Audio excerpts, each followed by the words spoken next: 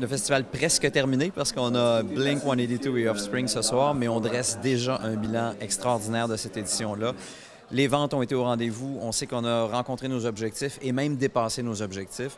Dans le contexte où cette programmation-là nous a donné tellement de mal et où on a douté à plusieurs moments, et finalement, depuis l'annonce de la programmation au début avril, jusqu'au moment où on a pu annoncer Corey Hart qui venait compléter le puzzle, on a eu un bon sentiment en général. Et puis là, quand on est rentré dans l'événement, voyant que les ventes n'ont pas lâché, ont continué, que le public a été là plus qu'on pensait pour un RJ, pour un Slipknot, des grosses foules, ça nous a vraiment comblé. Si on revient un peu sur la soirée d'Imagine Dragons, 2 chansons, le concert interrompu, ça a été quoi la réaction de l'organisation et du band aussi?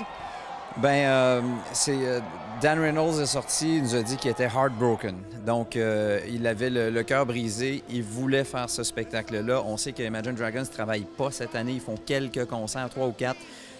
C'est un show qu'on a booké avant le festival de l'an dernier, donc à peu près le premier qu'on a booké pour cette année, parce qu'il voulait venir depuis un moment, parce qu'on voulait qu'il vienne. Donc, tout était là pour quelque chose de vraiment magique.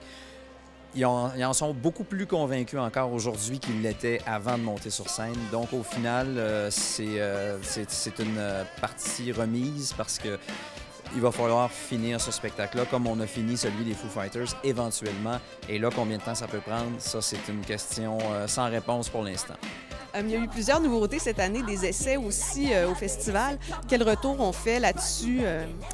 Bien, le manège, la terrasse, extraordinaire.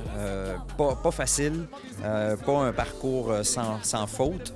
On s'est lancé dans quelque chose de nouveau. On n'avait pas nos repères habituels, donc il a fallu s'ajuster constamment d'une journée à l'autre.